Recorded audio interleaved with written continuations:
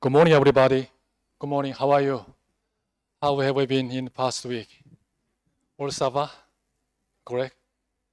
Yeah, last Thursday, I have two daughters. Yeah, first one is called June. Its meaning is God's grace. Sometimes June is so cocky, like me. And June's character is very close to Korean character because she grew up Korea until 6 years old. But my second one, Shua's character is very close to South African's character. I don't know how to express what is the South African character, but I love the South African character. And then anyway, my older one, last Thursday called me from her school. She just asked me directly, without say hello, Dad, just say, Dad, I have a question to you. Please say quickly. What's the difference between a Catholic and a Protestant? And then I was hesitated because it's very long. It could be very long answer. And then June said, okay, Daddy, I know we are Presbyterian, but what is the Presbyterian? What's the difference? Please, Daddy, please explain it in 30 seconds, not 30 minutes. I hesitated really, and then how should I explain it? Only in 30 seconds. But June kept asking me, Dad, with both Catholics and Presbyterian, we are Protestant Christian, is right? I said, yes, but Dad, but one of my friends in 𝐂𝐻𝐽𝐻 is Anglican. She is also Christian? I said, yes, he is also Christian. And then she said, but what is the difference between Anglican and Presbyterian? And then do we believe in different God? Or this God is believing the same? But I don't know why she asked me at the time. But anyway, at the time I had to make a very simple answer for her. So I cannot say this answer is theologically correct or not, but I didn't have to say to her, okay, let me start from Martin Luther or from the John Calvin, and then it came from 1517. But so I just say very quickly and simply, June, let me make simply. We know God through the Bible, and then but Catholic, they understand the Bible, God, they understand the God through sometimes the Pope more than Bible. But June asked me again, Daddy, it's quite hard. Please tell me much easier way. And then I answered, okay, we are Protestant. We are especially Presbyterian in the world, we love the Bible more than the Pope. But she didn't happy with my answer. But I want to ask you guys, do you believe and do you love God? Maybe you guys say yes, of course. But maybe if I go to Bagatelle after worship service in lunchtime, maybe I can ask one of them, okay, do you love God? But you know the answer. Everybody say, yes, we love the God. And then, but even Hindu, even Muslim, but everyone will say, yes, we love God, but do we believe in the same God or do we believe in the different God? It's very important. And then the God will believe in God, He speaks His word to us through this Bible. But that's why we study and meditating the Bible. Sometimes we love it because in order to know God more, we, Presbyterian Church, Reformed Church, whether Presbyterian or Methodist, Pentecostal, Anglican, have one thing in common. Everybody knows we believe in the God. Our God is Trinity. There is nothing higher than the Bible in our church to believe in the God. I'm not higher person than the Bible, and everybody maybe would agree with it. And the only thing the higher than the Bible is God Himself. Of course, I think Mauritian Catholics also love the Bible, but it's quite slightly different. But today we read 1 Corinthians chapter 14. But this text is the Bible is a very controversial text. Even today, there is just so many theological debate about interpretation, how we receive this Bible correctly. But so I have to explain slowly today. Today's Bible, what does God say to us in this sanctuary, in this church? First story is the interpretation of the Bible. As I said before, my mother is a pastor in very small church, very tiny church. My mom pastors a very, very small church for past 30 years. Of course, but my mom is, of course, a woman. But however, according to today's Bible text, 1 Corinthians, but we didn't read this verse, chapter 14, verse 34, woman should be quiet in the church. But even I don't agree. But this is text of Bible. Let me tell you more, because I don't want to you guys get wrong way this chapter. Some Korean church, they do not have a female pastor in their church. Of course, we have a female pastor, but I respect it, of course. But as you know, but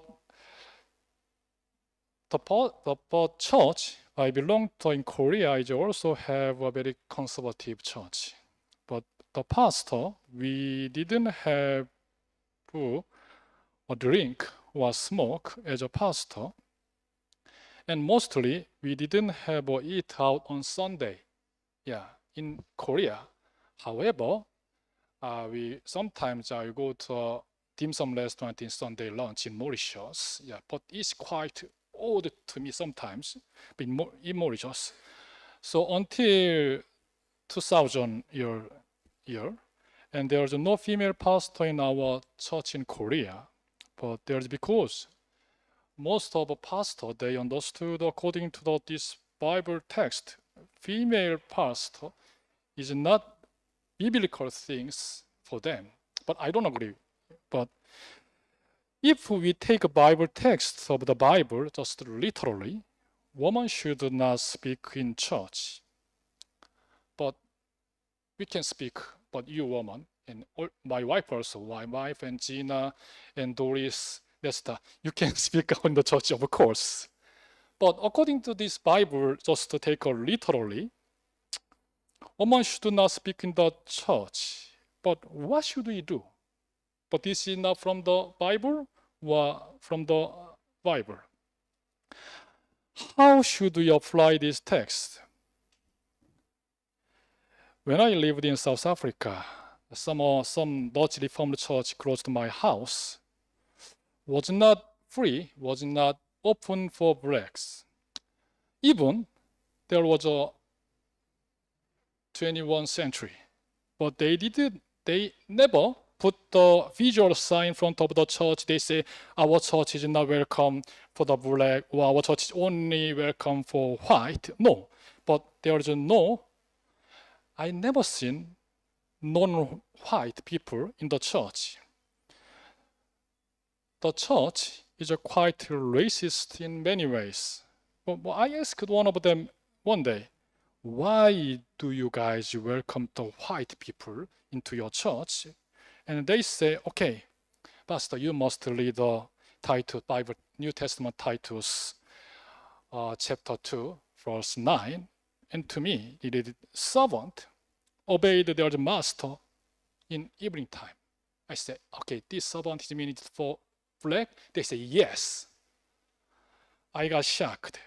But this Bible text is literally from the Bible, but they just receive the Bible text literally. To them, the Bible was a book that defended and supported the slavery system. But is it really like that, the Bible story? But really, what we believe in the Bible, this Bible is a sexed and laced book? I don't think so. Maybe you don't think so at all. But is the gospel really believe with it, the close to sexed or laced? No, absolutely not.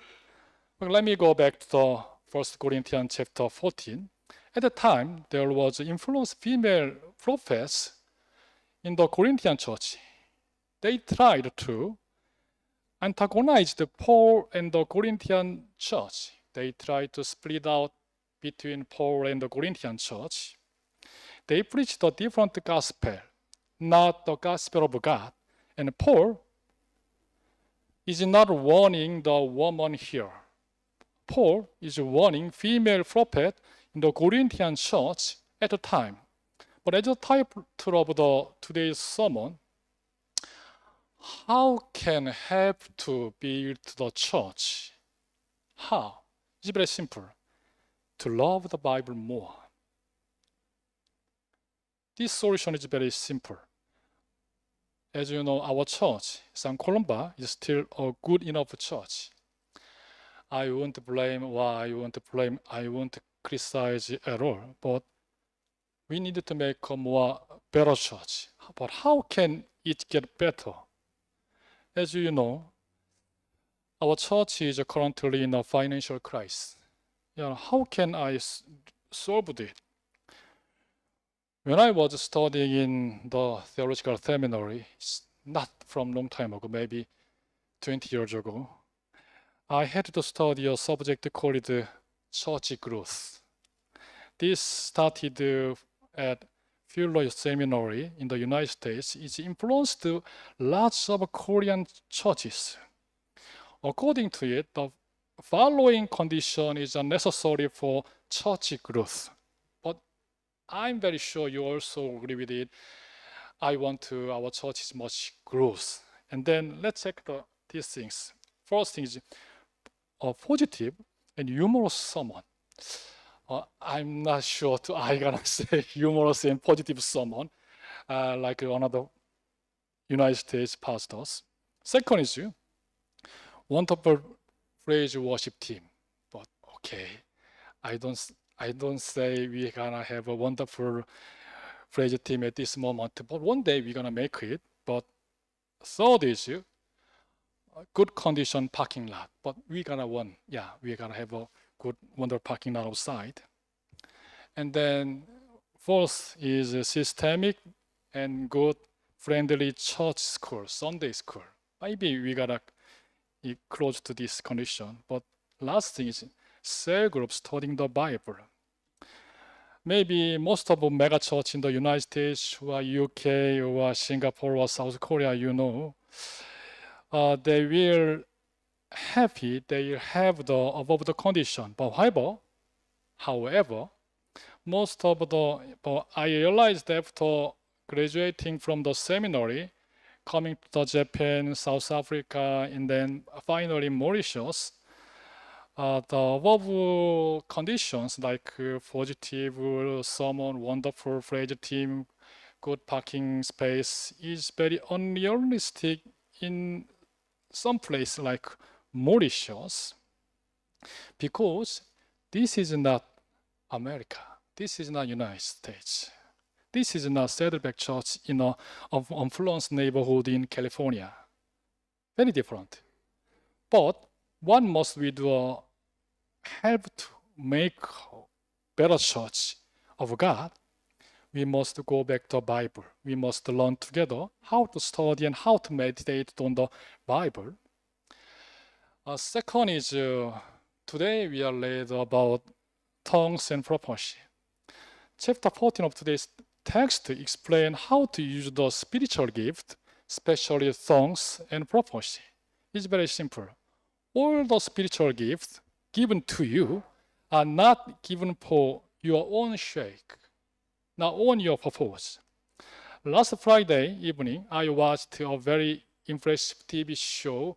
It's called Ahsoka. This is Star Wars series with Julian. At the time, I really happy. Especially Julian gave me served us to very delicious pizzas. As you know, there is people called Jedi in Star Wars. You know Jedi, even only me. The Jedi have some sort of a psychotic superpower. You all know in Jedi. Jedi culture is very simple. The master teaches, and then you hear the disciples, and disciples call it the teacher, you call it the master. I love the part, master. The master is like a parent and teacher and mentor. However, it takes a long time to become a proper Jedi.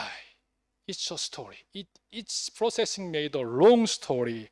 It's called Ahsoka and Mandalorian and other Star Wars series. But I don't want to explain whole of this Star Wars story in this sermon.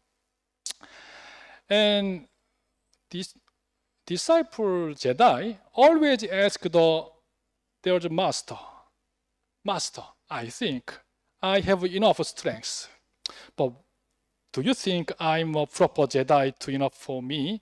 But master always say, no, please wait. And then disciples say, how long? I have been waiting for past 300 years. How long? And I also say, how long?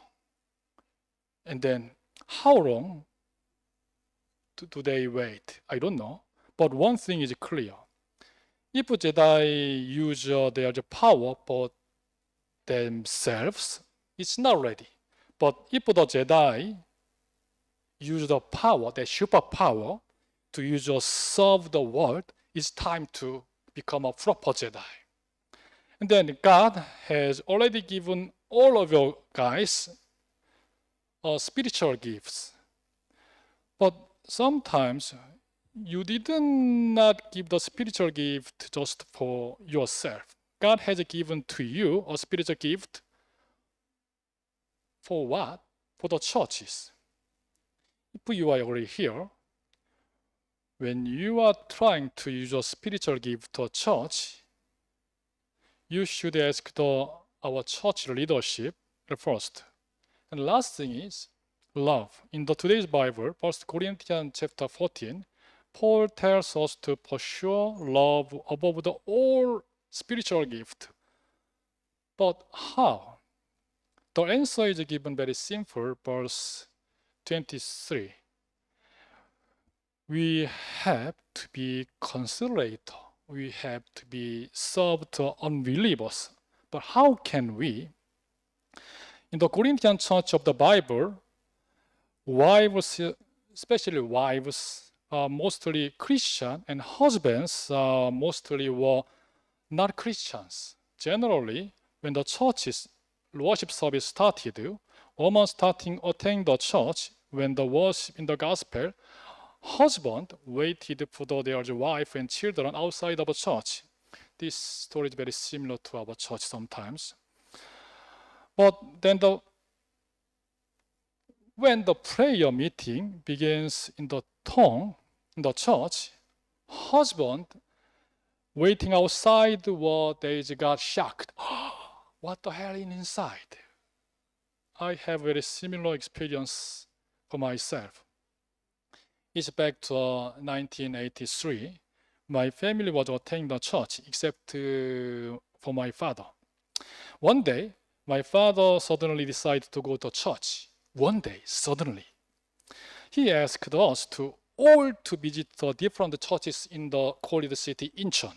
Incheon is quite mega city. The first church we went to was a Pentecostal church. We called the Full Gospel Church.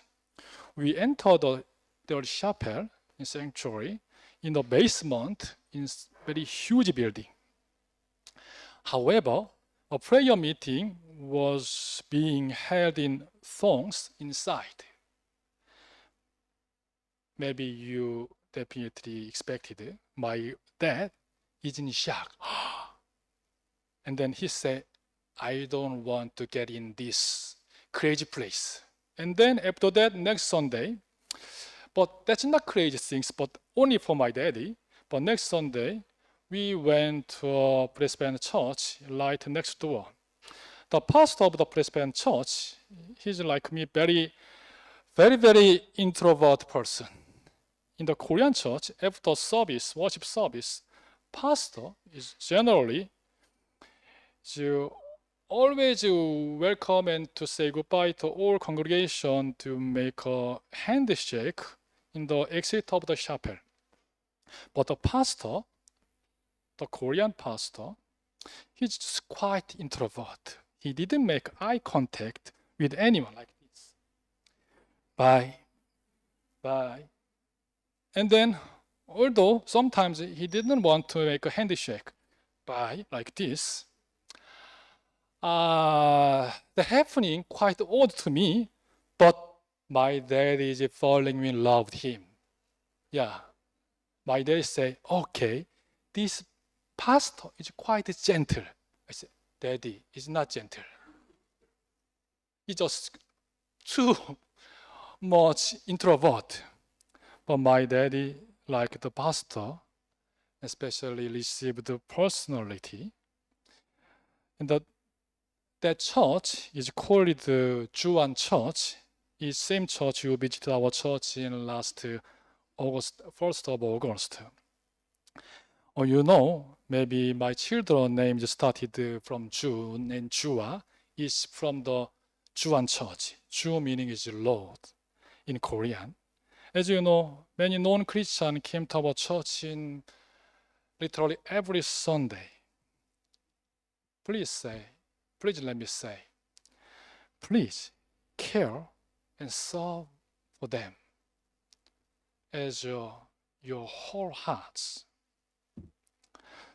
Okay, let me wrap up this sermon. I like our church very much. I'm not criticizing our church in any way because this is my church. I never blame my church in any way to anybody. But we want to make better church to this church because this is the church of our God.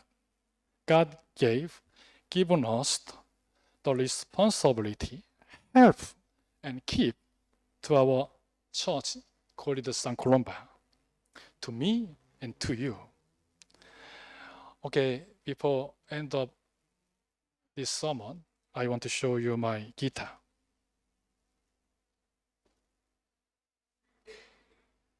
This is my guitar. I gave up to learn a guitar when I was maybe 15 years. Maybe at the time I was a high school student. I followed by a guitar from my friends.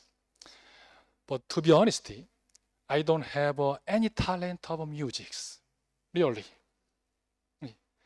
Yeah, maybe my daughter loves to listen to K-pop, but I don't listen to music things, K-pop or anything. I only love to listening classical music. I love Bach, I love Mozart, I love Beethoven myself. Even sometimes I don't want to listen to worship song in my place. But as you know, our church needs a worship team. This is I bought this guitar from Portroy in last month because we need a worship team. Then I will serve my tiny talent to make our worship team one day. Maybe it will take a long day. Yeah, I'm not sure when, but I think one day I can play a guitar here, lead a worship service one day. I have a strong passion to help make a better church. Yeah, not for me, for my church. This is your church and our church. God already given us, I don't know what, but all your guys the spiritual gift. Please love your Bible more and please your spiritual gift for your church, in our church. And please love and serve and care to unbeliever in our church. We need these things. Amen? Amen. Now you have